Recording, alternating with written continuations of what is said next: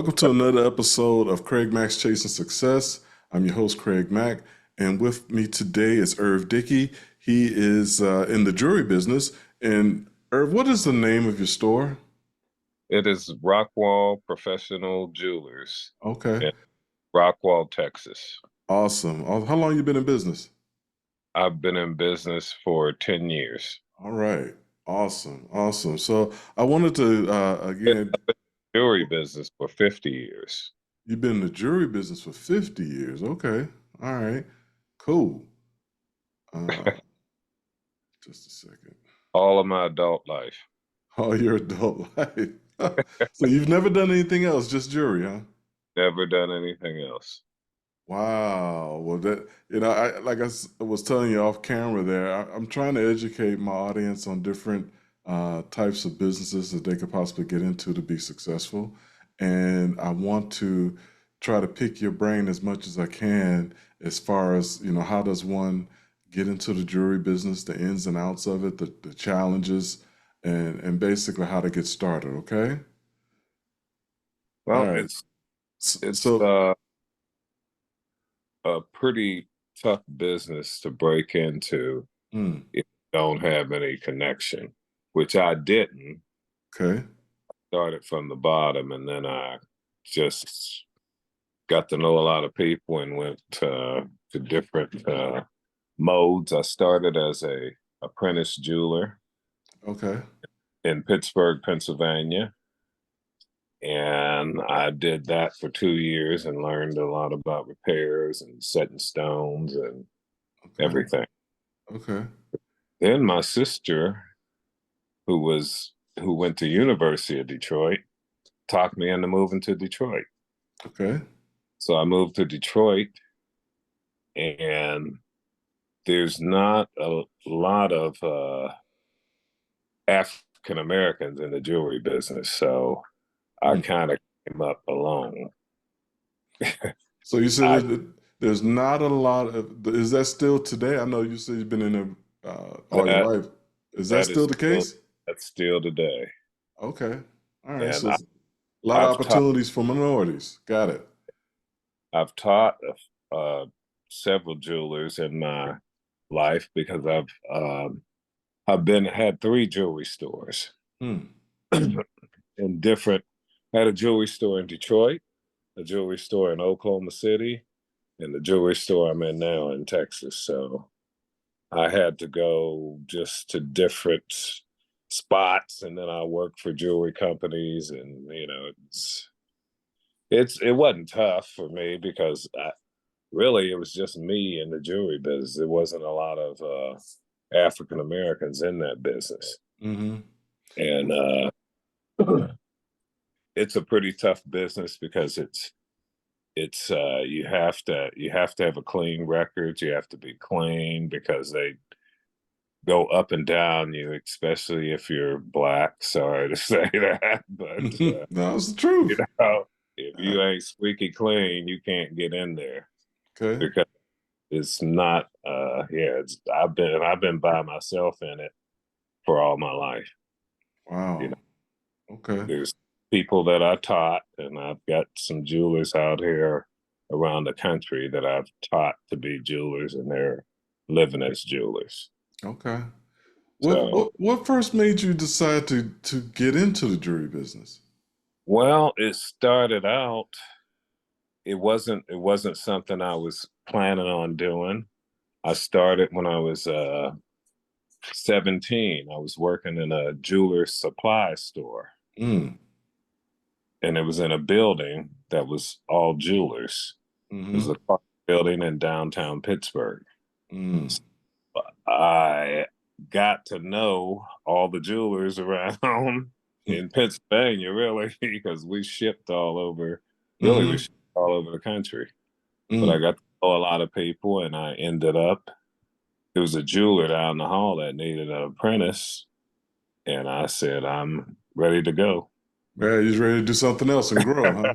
Yeah, I wasn't gonna sell jewelry supplies for the rest of my life. Okay. So then I got into that, and it's been I moved to Detroit. Detroit is mainly it's a black city, but there's no African Americans in that business hardly. Mm. One or two. I trained a few. I ended up opening a jewelry store there, which was I had a partner. The store was semi progressive. It was good, but the partnership didn't work. Mm. So I left Michigan and went to Oklahoma City, which Now, why Oklahoma City? well, I was really going to California and I stopped through there to visit a friend, my best friend, Uh-huh. and I stayed. Because one thing about the jewelry business, if you're a jeweler, a good jeweler, you can work anywhere in the world. Mm. Okay. so so I start working there. Ended up I was a diamond setter then. Uh what I did, I was a pretty good diamond Your setter. specialty? Yeah, that was my specialty. Okay. So I worked there for a little while, and I had some guys approach me wanting me to go into business with them because they were jewelers, but they weren't diamond setters. Mm. That's the only reason they got me to go in business with them. I had Okay. I had a up on them. Right, right. So we did that, and that turned into that dissolved, but I stayed and I ended up opening a jewelry store. We Mm. were just doing repairs for stores. We were Mm-hmm. doing all kind of repairs and custom work for a lot of the stores in Oklahoma City. Mm. So Okay. I ended up opening a jewelry store, which did pretty good. It was in a nice spot, had a good clientele, but Well, let me ask you about that a little bit. How do you decide where to put a jewelry store? What are you looking for as far as location? well, uh, the demographics are you have to be kind of in a safer location Mm-hmm. because that is a highly uh, what would I say? You have to be careful. It's a dangerous business because those guys out there High are crime, people trying to get that bag, right? that that is the gold and diamonds are next commodity next to money. Right. so so you have to kind of pick your spots. You can't just put it in the middle of a high crime area. Right. Yeah, that wouldn't be smart. That's location. So you get your information about the looking from the Census Bureau maybe, or to find out what the income per No, capita is, or no, just my mental and my observations and mm, okay, knowing the. gotcha. So I finally ended up. I'm working in Dallas. Mm-hmm. Well, I was doing a restyle show. Uh, Sterling Incorporated, which owns Zales, Mm-hmm. K's. Matter of fact, they got a monopoly. I don't know why they don't say it. But I was doing their $1 million diamond show Wow. and I'm traveling all over the country. I was in a different store every day, about 3 days a week. But I didn't Mm-hmm. work. So did that. I was here in Texas, moving around the country. But I ended up, I had a son who was young. Mm-hmm. He was doing bad things in Oklahoma City as a young man. Mm. Had to stop that traveling job and come back and grab him. Right. so so I did that and I ended up working in a city called Rockwall, Texas, Right. which at the time was the highest income per capita in Texas, that Right. city, Right. Rockwall. And I ended up in that. I worked at that store, met a lot of people, uh, and I decided to do another. You know, me, I want to be independent. Hmm. So I opened this store 10 years ago. Wow. Me and a partner of mine, I had to coax him into doing it. I just didn't want to do it myself. Right. And after, and one thing I find about in business, you start out, it's pretty slow. Mm. You know, some people think they're going to open a business and it's going to be successful right off the bat Hmm. because, you know, it doesn't happen like that. You build a clientele over years. Hmm. And after 10 years, we're getting there. Okay. Right? We're getting to where we're steady flow of traffic. Hmm. And Well, Rockwall is growing too, so that it's, helps. it's growing faster than weeds. I mean, people are moving here from California, and I think they got buses dropping a busload off every day. Right. So tell me, so all right, so you're in the business, you got your store. How do you get a supplier for the jewelry? I mean, how do you set that up, vendors? Well, if you build it, they will come. Okay. So But the vendors seek you out once they get wind of yeah, it. and it's an ongoing process. They're seeking you out every day. The phone is ringing. Wow. Uh, the Jewelers Board of Trade is a credit. The jewelers have their own credit uh, facility or Okay. entity. So you can set up lines It of credit through them? Is that how it gives you works? no, they give you a rating. They rate you, Oh, and the vendors have access to those ratings, okay. and they'll give you all they want, all you anything you want. Wow. They want their money. Yeah, well, yeah. They look at your rating. Well, they pay, so they could have anything we have. I mean, Wow. they'll give you anything you want. You just have to get it sold, right? Right, right, or and pay them, you know. Yeah. But we do a lot of custom work, and so we make a lot of jewelry. We have an edge, and we're both jewelers. I've been a jeweler for 50 years. My partner Tom has been a jeweler for 30 years, and Okay. he's only 49. Oh, wow.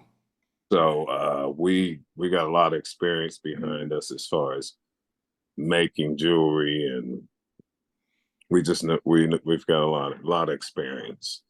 Okay. So it's going great now. And like I said, it takes time to build that up. It doesn't start as soon as you open a store. Right. Right. It takes years, Okay. So let- years to build up clientele. so let me ask you this. How can you tell what's a good diamond? What are the characteristics of a good diamond? Well, that's tough. That's a tough question. Well, I basically even tell my customers, it's, they have all that SI1, VS, VVS, Are those the ratings of the diamonds? those are the ratings, but they don't mean really anything that's a guideline for the customer, Okay. but really they don't know what that really mean. And I tell my customers, find one or pick one that's beautiful to your eye. Mm. That number doesn't mean anything because I've had I you have SI1s or SI2s, that's a lower rating, and you have VVS2s, which is a high rating, and the Mm-hmm. S1 looks better than the VVS2. Has more. Mm-hmm. It has a lot to do with the cutting of the stone. There's so many factors in it that Right. like a customer, it's hard for them to. They can't. That's not going to give them a beautiful diamond. So I Right. say, look at one if it has the brilliance.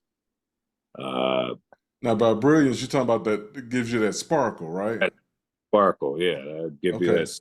Because I've heard No, it's the cut. You don't necessarily want a flawless one because the one with because flaws is what gives you that color with the brilliance, like you said. Is that right? yeah, you have to find one that's pleasing to your eye. Gotcha. That the best thing I can, forget about the price, or the rating on it because Mm-hmm. means something to me Mm-hmm. and people in the jewelry industry. Mm-hmm. But a layman or a person just buying a diamond, it's just a number to them, Right. and I tell them, don't shop like that. Look Mm-hmm. for something that's pleasing to your eye and Mm-hmm. fits into your pocketbook. So I know you said you've started like I don't know three stores. Does it take a lot of money to start up a store? Uh, yeah, yeah. Can can you ballpark it for me? What's a uh, what's a good ballpark number? a good ballpark, you could probably start a small store, 100,000. Okay. All right. With equipment, with the equipment that you have to have. If Right. you're, you know, some stores don't have jewelers in them; they just have clerks. Right. They have merchandise and clerks. Right. But they have jewelry equipment involved and just a lot of things, a lot of little small things that they don't wouldn't have to have if you were just gonna open a store and merchandise. Hmm. And that's the edge that we have because we're jewelers and we could make our own merchandise. Okay. And if you can make it, it's a lot cheaper than buying it. Hmm. Really? So, yeah. I would have thought it'd be the opposite way. No, well, no. You know, just You like can, with clothing, if you could get something custom made, it costs you way more money than if you just bought something off the rack or whatever. it may cost them more money, but it costs me less to produce. My Got own. it. It costs me less to produce my own than to buy it. Okay. Because all I got is sweat into it, instead of Right. yeah, It's just your labor cost, basically. right, right. Got you. Okay. Okay. And, So, what's the biggest mistake you've seen people trying to get into the business make? What's the most common mistake they make? uh, into the jewelry business, Yeah. uh, I would say the most common mistake would be not having enough knowledge about it. Hmm.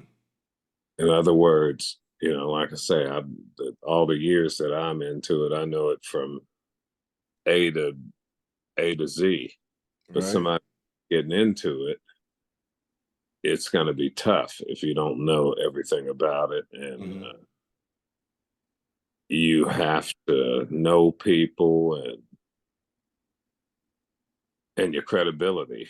Hmm. Credibility has a lot to do with it. Gotcha. Okay. Yeah, it has a lot to do with it because it's a lot of uh, it's a lot of trust in it Hmm. because somebody they'll if they trust you, they can give you $1 million worth of stuff just on trust. There's a lot of trust involved in this business. And the Hmm. long you long as if you trust and you got references that you are what you are, you do what you say, it's all open for you. Okay. All right. You know, So, doesn't take much because that's what this business is. It's a lot of trust. It gotcha. is. You screw up one time, you may never get trusted again.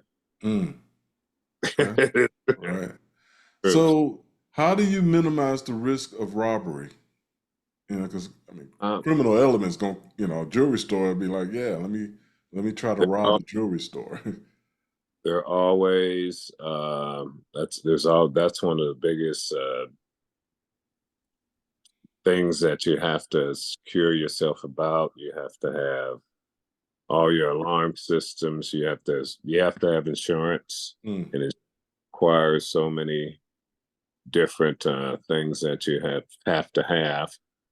And um, I'm going to tell you, I've been robbed once in this store. at the Rockwell store. Yes. Yeah. Okay. Yeah. They got away with nothing, and they got caught. We didn't lose anything except for case broken glass. That's the only thing we lost. We got it all back. Okay. But it's always a risk. It's a risk because Mm-hmm. there's people out there. There are people that their occupation is figuring out which jewelry store to rob. Right. That's just ever since I've been in the jewelry business. And you just have to keep yourself. You have to keep your security measures intact at all times because it is, like I said, it's the next thing to money. Right. Robbing a bank, they have to have we have certain safes with certain uh, standards on the safe. We have to Mhm. have this, we have to have that, but it's for security reasons. So were you there when they robbed the store? Yes, Ooh. Okay. Wow. gunpoint, gunpoint, but Oh, I'm glad you were able to not to get shot, dude. wasn't really scared. It was some kids that were thinking they could get away with it, but I hate it for them, but they got caught. And matter of fact, I was going to talk them out of it, try to talk them out of it, but I said, "Don't do that. Just lay down." It didn't scare. They didn't scare me. I I'm wasn't. sure he was like, "What were you talking about, dude? I'm the one with the gun." I was going. Do you really want to do this? Right. Really, Wow. good for you. Mm. But So I know you mentioned that you started out as an apprentice. Do you have to go to school to be a jeweler? I know you said one of the biggest mistakes is lack of knowledge. So is there, there? there is one of the biggest schools, I think, probably in the country, is Mm, in Paris. They have a jewelry school that where they is it? teach. Paris, Oh, Texas. Paris, Texas. Huh. Okay. Yeah, it's Paris, I Texas. didn't Is know that. probably about 60 miles east of Rockwall. Okay. And Seven, Rockwall is what? West of Dallas? uh, east, East of east, Dallas. Yes. yeah, Okay. east. When you go west, Fort Worth that way. Yeah, yeah, Uh, yeah. yeah, yeah. Texas, Paris Junior College has a jewelry school and a watchmaking school. Hmm. And watchmaking is now that would be something if you wanted to get into. There's less. There's a need for watchmakers all across the country. Wow. Okay. They have a school there that teaches watchmaking, So and like the Apple Watch and the Samsung smartwatches have kind of faded, huh? People are going back to having traditional watches. they've never gone away from that. It's Okay. all the watches, the Rolexes, the Oh, you talk about automotive the high-end watches. Okay. ends are always going to be there.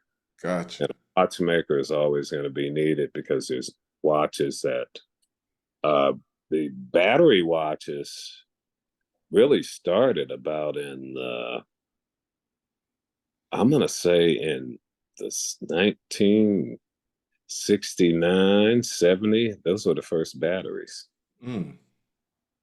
There was only two battery watches in the country. All the others were wind ups Mm-hmm. or Rolexes, Mm-hmm. which is, but a watchmaking would be a good start to getting into the jewelry business, I think. Okay. Now I know But you said you specialize in diamond setting, but do you also deal with gold, like oh yeah, yeah, chains and bracelets and so forth? the the whole thing, the whole gambit of it. Okay. But yeah, Paris Junior College in Paris, Texas. If you were wanting to start out, that's a good start. Okay. And I Nice. think if it's, I don't know if it's the only. I'm sure there's more. But if you wanted to go to school and get started without just because walking to a jewelry store trying to get a job as a jeweler, that's impossible. Okay. I mean, it really is. Wow. So, unless you know somebody that's going to teach you, it's just impossible to do that. They don't do that.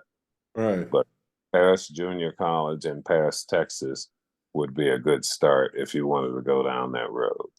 So when you're looking at diamonds, how can you tell if something is fake? Mm, that's kind of tough. Well, fake, they got so many different. They've Now got you got the the, cubic zirconians and oh, I stuff. can tell looking at it. They have machines that you can test. You can touch them and test them. Okay. But yeah, I can tell that from a diamond. But they have lab grown diamonds now. Right. Heard of Lab diamonds are very popular now. They're less expensive, a lot less expensive than a natural diamond. it. It takes the natural diamonds that we see. I have been, they come out of the ground. They dig them out of the ground. They've been in the ground. It's carbon that's been crystallized. Mm-hmm. So much pressure, and the carbon crystallizes into diamond Mm-hmm. and clear crystal, and they cut it. But now, which might take, might be 1,000 years or whatever. But now they can do that same process in a laboratory. Mm. They take a carbon seed and pressurize it in a lab and make it in the way it's going now. It looks like they could make them in a week. Wow. And they're hard, and they are diamonds. They test diamond. It is a diamond, but it's like like uh it's like taking a baby when you take It's uh like a test tube diamond, right? as a test tube diamond. And they're making, Wow. but the price on them had been going down here in the last year. They've gone down for there's one, they used to be, say it was $2,000 for a lab diamond.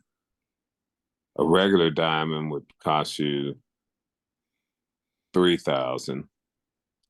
Now the lab diamond will cost you $500. So they're Really? flooding the market with them, and they're not that their value. They don't hold their value. Natural diamonds are still on top, Okay. but And so how do you there's tell the a difference between, well, natural diamonds is the same as, but what are blood diamonds? well, blood diamonds. That's a name they put on diamonds that came out of Africa that are,